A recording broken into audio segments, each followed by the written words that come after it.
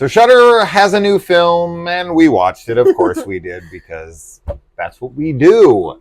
All right, so this is called Night of the Hunted, and it is from a director that I kept from Kaylee because she doesn't recognize names. I don't. Unless it's like John Carpenter or something. It's just not going to register with her. So this will probably surprise her on who the director is from what he's done. So his name is Franck Khalfoun. I never know how to say the guy's name. What? I know that name. I told you it while we were watching, yeah, and you were like, okay. Yeah. That's probably she knows it because of this film that we just watched, and okay.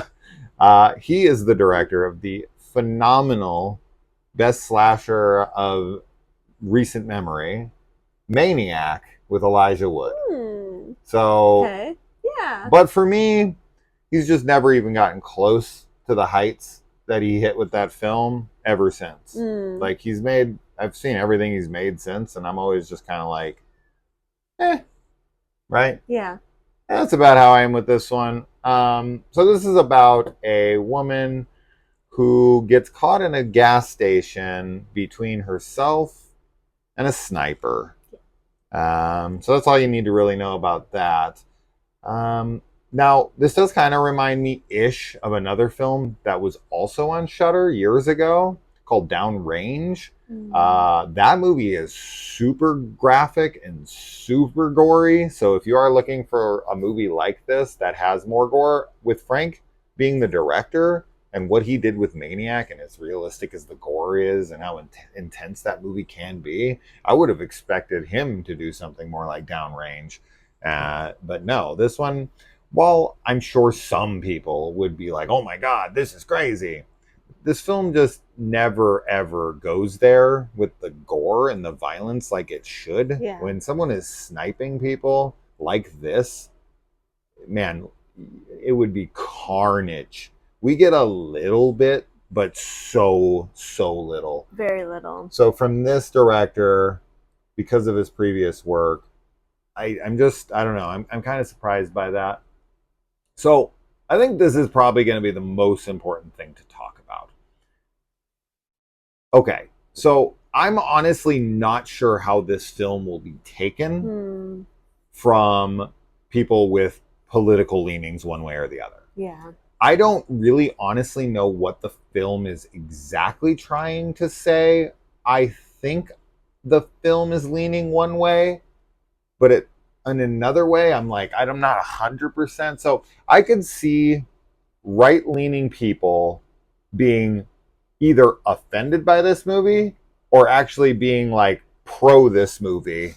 And I honestly can't tell you which one it's going to be. But if you are someone who is like, I know you're going to get upset with this word, but triggered by like social commentary about liberals versus, conservatives on like mass shootings and conspiracy theories and the kind of diatribes that mass shooters leave behind. And they talk about this a lot in the film. Yes. Between the woman and the sniper.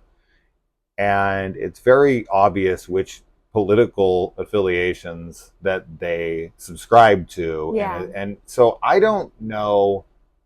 I think that could be the biggest deterrent for some people who will just see this as super woke, or even I could see some people thinking the opposite, which is I think this film is fairly liberal, but it's up to you. People fill in the blanks the way they want to.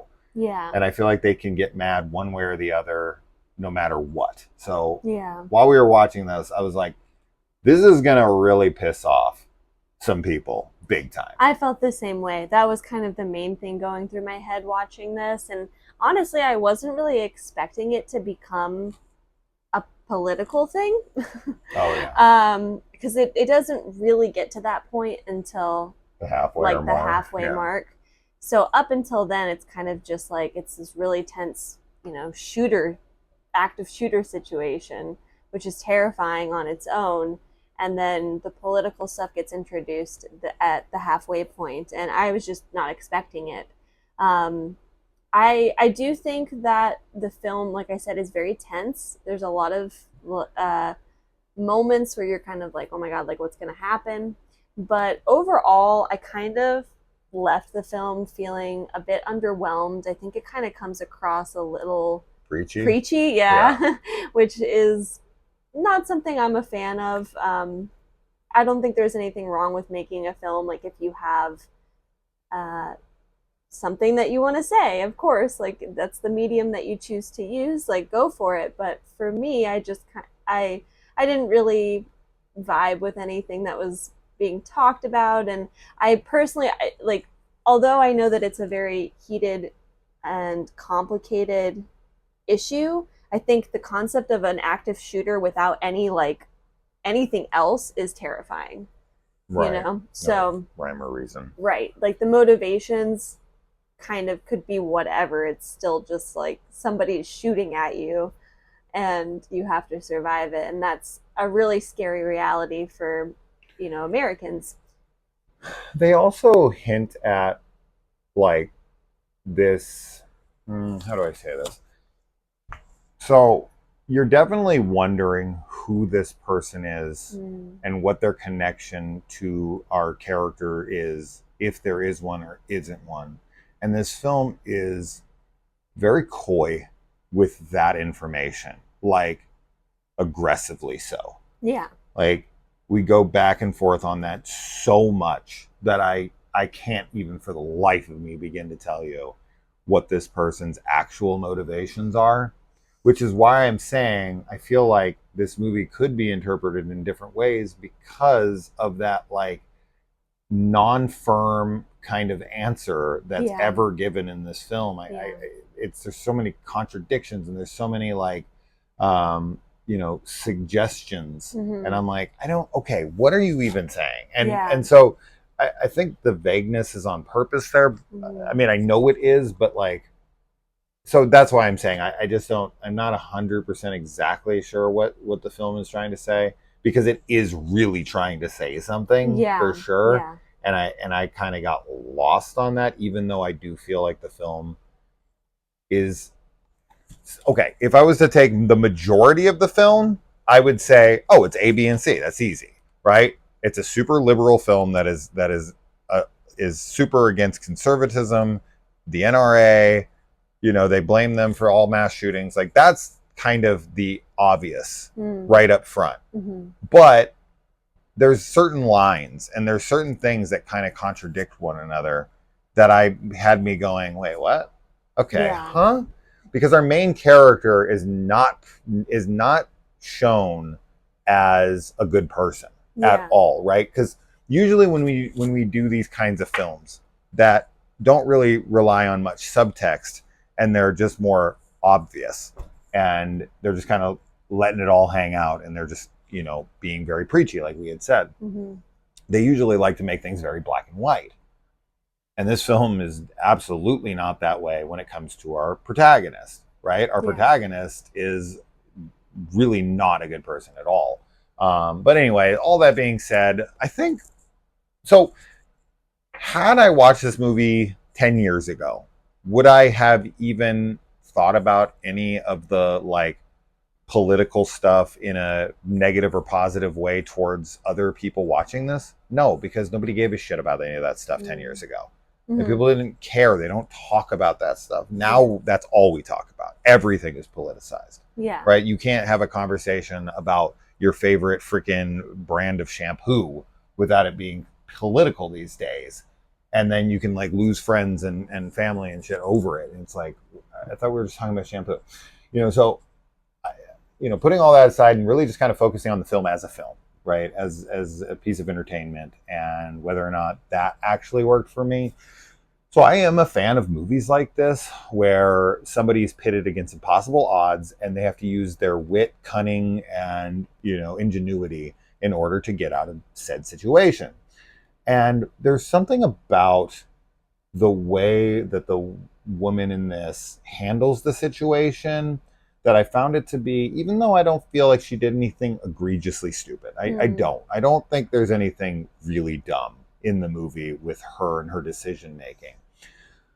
There is this sense of like it is a thrilling film, right?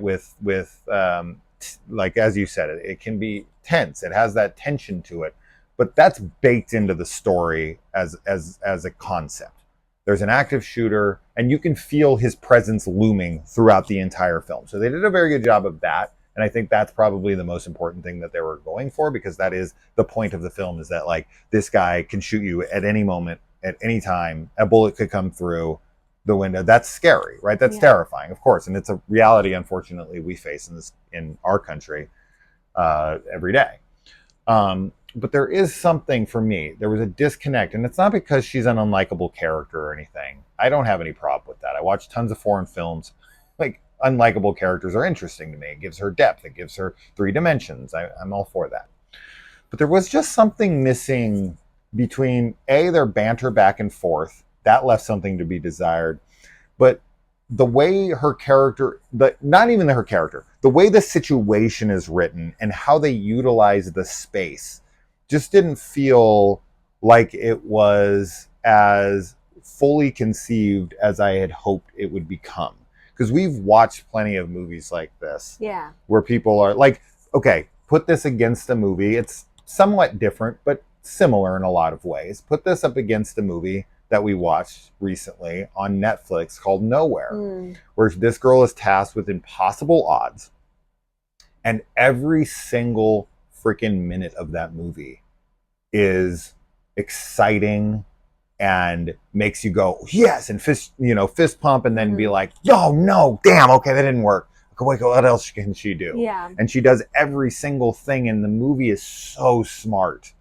And her responses and her reactions and everything feels so genuine. And there was just something that was, I don't know, there was something lacking. I'm not 100%. I can't put my finger on exactly what it was, but there was something that was a disconnect for me with the action of like her and the surroundings and him. There was just something missing there that just kept making me go, this could be so cool. This could be so good. Yeah. But I'm just not feeling it like I should. I agree. For some reason, there was almost this lack of urgency, even though the situation was very urgent the entire time. You know what it is? It's the repetition of him. There's no change to the elements outside. When you're watching Nowhere, everything she tries gets thwarted by new developments. Yeah. Right? Something else poses a threat. Something else is there. You know, I'm not going to give spoilers for that movie, but she's pregnant. She's in a shipping container.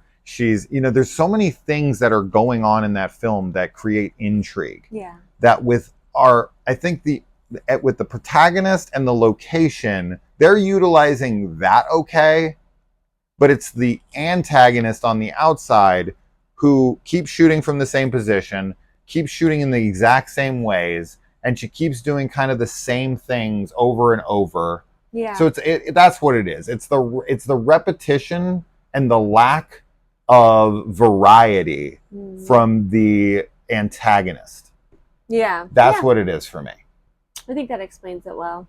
Yeah. And for some reason, I think because the gore is so good, the acting is really bad in Downrange, honestly. But because the gore is so intense, it's like very exciting when something happens, because you're like waiting for it and you're like, oh shit, how's this next one gonna look? So that keeps you engaged. With this, because the gore is so lame, I was just kind of like, when people were going to be shot, there was a tension to a degree, but I figured they were going to die, and it was so uninteresting when they did that I was like,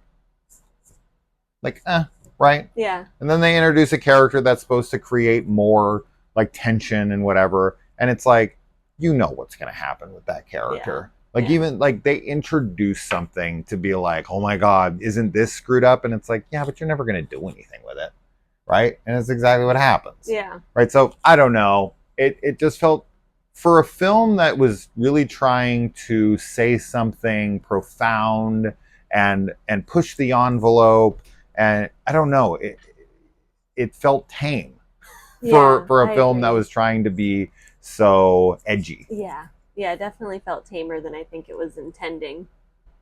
Yeah. Hmm. This is the guy who made Maniac. That movie is edgy as hell, dude. Yeah, There it's is some definitely. brutal stuff in there. Hmm. Does not compare to that. It doesn't stack up against it. So, No, not even close. yeah. And Frank wrote this too. Mm. So this is not like some script he got. This is him, and I think Yeah. Alexander Aja produced this. So Mm. it had the talent behind it. And I feel like the actors in this are good. Yeah. They're adequate for the roles. Just some disconnect there for Yeah. me. And I think I illustrated it well enough. Yeah, I do too. Anything So, more? no, Yeah. nothing more. Okay. Yeah, I would have liked to have a little bit more finality and Mm. closure on certain things too, but that is what it is. Yeah. All right, guys. Let us know if you watch it. It's on Shudder. Not a recommendation, but it's not horrible. If you like active shooter sniper movies like Downrange and you're like, as long as it's okay, yeah, check it out. But other than that, it's a skip for me. Yeah, me too. All right, guys.